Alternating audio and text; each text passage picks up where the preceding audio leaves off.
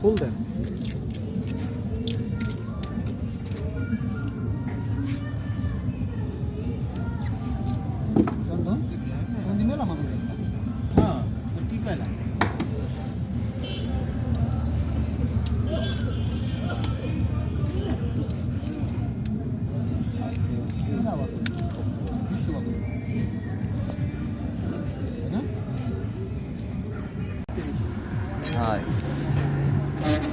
मुरब्बी से टाइम है लागे হবে না টাকা নেই হ্যাঁ আপনি দিয়ে তিন চারজনেরা গাড়িতে ছিল তারা গাড়িতে নেই আর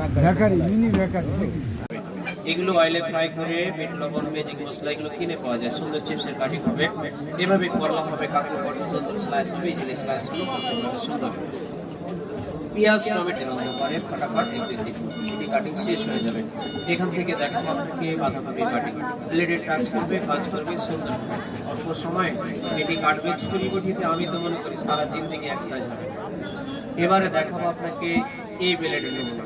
সবজি প্লেট আছে, কাটিং করে দাগ, এই দাগটি ফলো করবে, ক্রস করলেই জালিগুলি হতে থাকবে। এই স্ট্রেট যাবে, আবার এগিয়ে এই লম্বা ভাবে আড়াআড়ি ভাবে, সোজা ভাবে, বাঁকা ভাবে, এইভাবে ডিজাইন হবে। আলু দিয়ে চিপস, গাজরের মোলাতে সালাদ।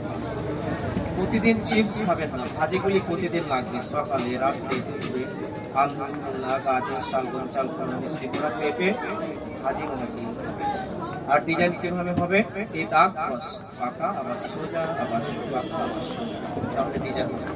আর ভাজিগুলি বারবার স্ট্রেট হবে, বারবার সোজা সোজা চলতে থাকবে, টাচ করতে থাকবে।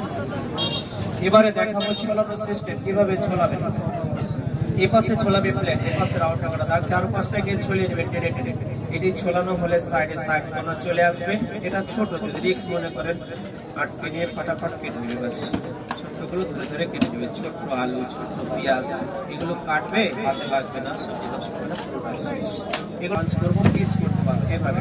পেয়ারার ভিতরে আলুর ভিতরে 6 পিস হবে। আর কুচি কুচির জন্য এগুলো পেঁয়াজ মরিচ আলাদা নেবেন বা একসাথে নেবেন, ছিঁড়ে ছিঁড়ে পাবেন, হাতটা জয়েন্ট রিং থাকবে না, জড়িয়ে থাকবে না।